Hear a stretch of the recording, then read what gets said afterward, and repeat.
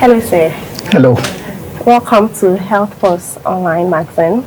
We are grateful for the opportunity to talk to you about breast cancer. First off, we'd like to know, give us a general overview. When we say breast cancer, what actually is it?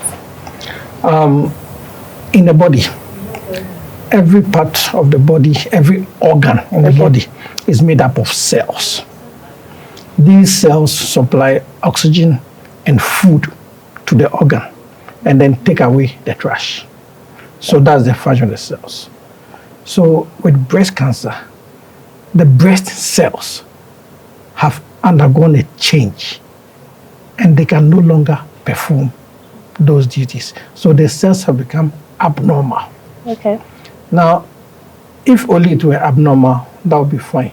But then it starts outnumbering the normal cells. It goes faster than the normal cells. Start outnumbering them and then displace all the normal cells. Yeah. So those cells cannot perform the duties that normal cells perform.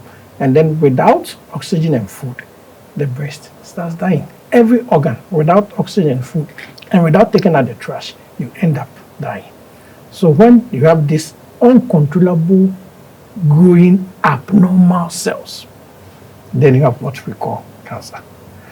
If it will stay only at one place, it can be controlled.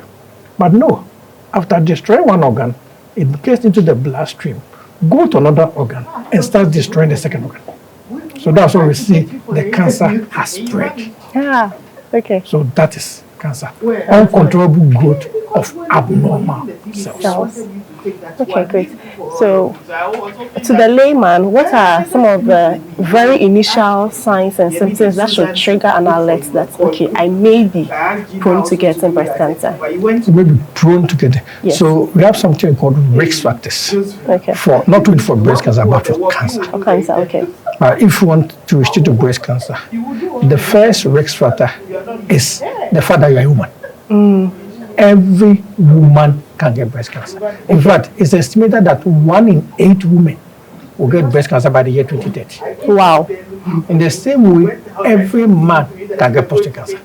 Okay. So it's one draw. But men can also get breast cancer. So we are even at it. So that's the first one. Next, early menstruation, but late childbirth. If you recall, our grandmothers were having their menstruations around 17. By 20, they are giving birth. So 17, 20, just 3 years.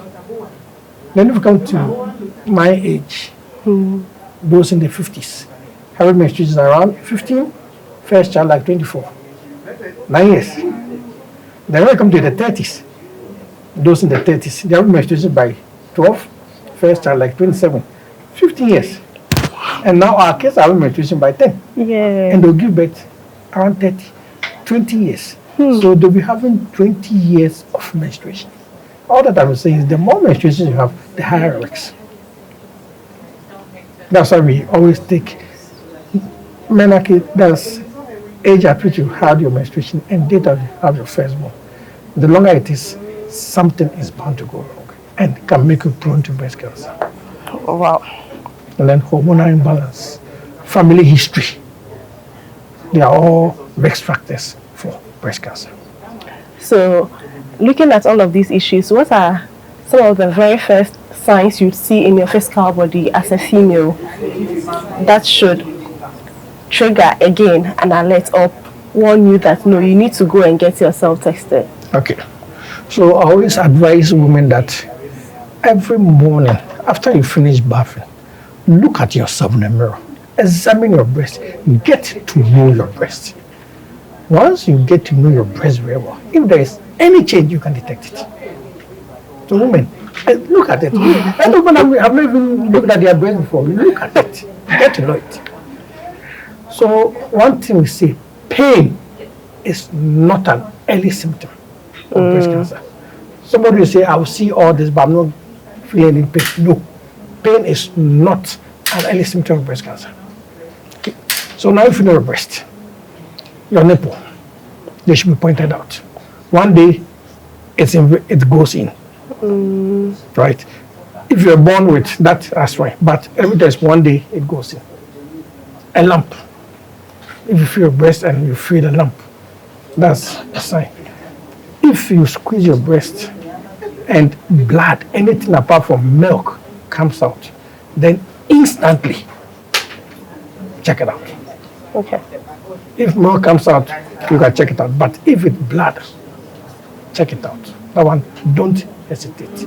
Dimples are here, not in the breast. So one day you wake up and then you start seeing dimples in your breast. No. A sore, a rash. But they are all signs of breast cancer, symptoms. So that's why if you know the breast, you will note when there is even a change in shape of the breast. They all could be signs. But it doesn't mean you have it. You have it. Okay. Then let's come to lifestyle, our everyday living. People say when you eat particular foods or when you do some certain things, there are things that can trigger or make you prone to getting breast cancer. So are there particular lifestyle traits that can make someone be more at risk of getting breast cancer? One of the main lifestyle traits that puts you at high risk is obesity. Okay. Obesity hasn't helped. Not only breast cancer, it's not good for us. So obesity. So anything that can lead to obesity can lead to breast cancer. Wow. With your generation, you like the fried things. Right? Fried rice, fried this, fried indomie, all those processed foods are not good for us. We should rather be going unnatural. So natural foods prevent obesity. That means daily exercise and eating healthy. Okay. But there is no particular thing that when I eat, I won't get breast cancer, or when I eat, I will get breast cancer. No. Just eat healthy. Okay. Let's come to this. What are some of the general misconceptions about breast cancer that you know are not true, but then people believe them to be true? Like, for example, people say when you wear your bra to sleep, it can make you more at risk of getting breast cancer. What are some of the very common ones that you can talk about that you know that, okay, this is not true, but then it is believed to be true when it comes to breast cancer? Okay, so there are a lot of myths. One is what you said, wearing bra to sleep, not washing your bra or washing your bra too much. Then it's contagious. They will cut your breast instantly. And again, certain foods, certain blood groups, they are all not true. Like I said, it is abnormal cells. So anything that can cause the cell to be abnormal is what you should be looking at. Okay. Yes. So prevent things that can cause it wrong. And I'm saying, because you are being exposed to mercury, okay, they can cause me. Abnormal means a change in your DNA. So anything that can cause a change in DNA, X-rays, sunlight, a whole lot of things can cause a change in DNA, but it doesn't mean it can lead to cancer. But the first thing is there must be a change in the DNA, and that will change the cell from normal to abnormal. Okay, so let's talk about someone who has freshly been diagnosed. What would you say to somebody who has freshly been diagnosed with breast cancer? The first thing I'll tell you is take it easy. Diagnosis is not a death sentence. Diagnosis doesn't mean your breasts are going to be cut. Diagnosis doesn't mean you are going to pass it on to your kids. So take it easy. That's why there is a breast team. First, go to the hospital. That's why there's a breast team who will look at your case and then discuss with you and decide the best treatment for you. Don't panic. Don't panic. Because once it's there, there's not much you can do. So just relax and let the team take over. Take over. Don't go anywhere. You can go for your prayer camps, you can go for everything. But it's a disease. And diseases are treated at the hospital. Okay. That's why God created doctors. Early detection saves lives. When you have breast cancer, we treat you. But we want to get it early. So when we say screening, screening is for the everyday woman.